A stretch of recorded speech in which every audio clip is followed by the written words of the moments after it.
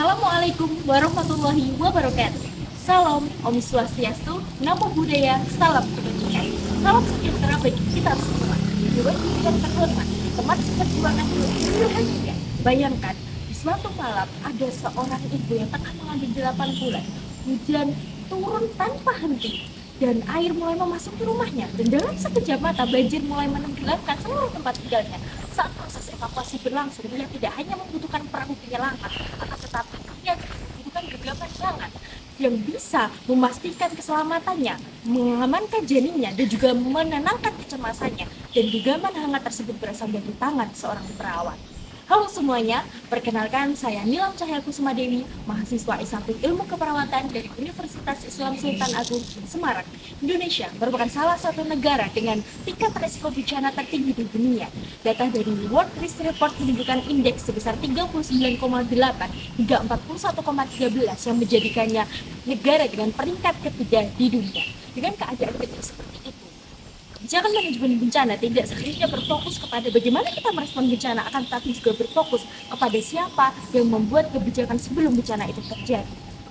Teman-teman semuanya, kita seringkali menempatkan perawat sebagai garda terdepan dalam pelayanan kesehatan, akan tetapi kita jarang atau bahkan tidak sama sekali menempatkan perawat dalam meja kebijakan. Padahal perawat adalah profesi yang mendampingi korban bencana dari tahap evakuasi hingga rehabilitasi, yang artinya perawat berhasil mendampingi korban secara utuh, memandang mereka secara holistik, mulai dari awal bencana itu terjadi hingga mereka bisa merasa pulih kembali.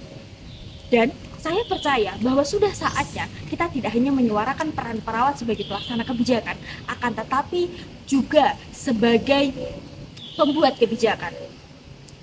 The Voice of Resilience menjadi metamorfosis Indonesia untuk bangkit dan juga menata ulang kebijakan manajemen bencana dengan menggandeng perawat sebagai pembuat kebijakan. Voice yang berarti suara menjadi akronim tersendiri untuk kita memandang perawat sebagai suatu profesi yang menjunjung tinggi advokasi.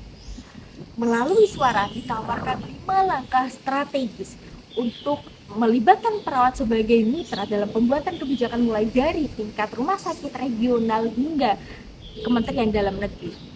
Sertakan perawat dalam pembuatan kebijakan keperawatan. Sudah saatnya rumah sakit tidak hanya memandang perawat sebagai pelaksana respon bencana, akan tetapi juga sebagai pembuat kebijakan. Bibitan keperawatan harus menjadi anggota tetap dalam komite manajemen bencana rumah sakit. Sebab ketika terjadi lonjakan bencana, perawatlah yang tahu bagaimana sistem triase berjalan dan seberapa banyak bangsal yang tersedia. Lalu utamakan data dalam pengambilan kebijakan. Di era digital, data adalah kekuatan, dan menurut Sandy Framework, data merupakan satu dari 4 prioritas utama untuk mengurangi bencana. Dalam satu hari, ribuan atau bahkan jutaan data berhasil dikumpulkan melalui dokumentasi keperawatan. Dan kita bisa bayangkan apabila data tersebut digunakan untuk memetakan kelompok rentan dan juga mengidentifikasi penyakit-penyakit pasca bencana. Akselerasikan kepemimpinan perawat. Kita tidak hanya membutuhkan perawat yang bisa memimpin dalam ruang keperawatan, akan tetapi juga bisa menginisiasi adanya perubahan. Sebab kepemimpinan bukan hanya soal jabatan, akan tetapi juga keberanian untuk membawa bukti lapangan menjadi sebuah kebijakan yang bisa menyelamatkan kehidupan. Resiliensi harus dimulai dari komunitas. Perawat komunitas mengenal lebih dulu masyarakat sebelum bencana itu terjadi. Mereka tahu siapa saja lansia dengan resiko tinggi, siapa saja ibu hamil yang tinggal sendiri, dan juga disabilitas yang memiliki evakuasi khusus. Untuk kemudian data dan kedekatan inilah yang seharusnya digunakan pemerintah untuk bisa membuat kebijakan manajemen bencana. Advokasi harus menjadi budaya profesi. Perawat harus terus mengadvokasi kebijakan yang unggul, yang inklusif, berbasis bukti, dan juga lebih berpihak kepada masyarakat. Pembentukan Dewan Keperawatan yang di dalamnya terdapat akademisi, praktisi, dan juga peneliti dapat memberikan rekomendasi berbasis bukti kepada pemerintah dalam menentukan arah kebijakan manajemen bencana. Dan pada akhirnya, suara ada bukan untuk menunjukkan siapa yang paling berkuasa. Suara ada untuk menghadirkan perspektif yang mungkin selama ini belum sepenuhnya terdengar.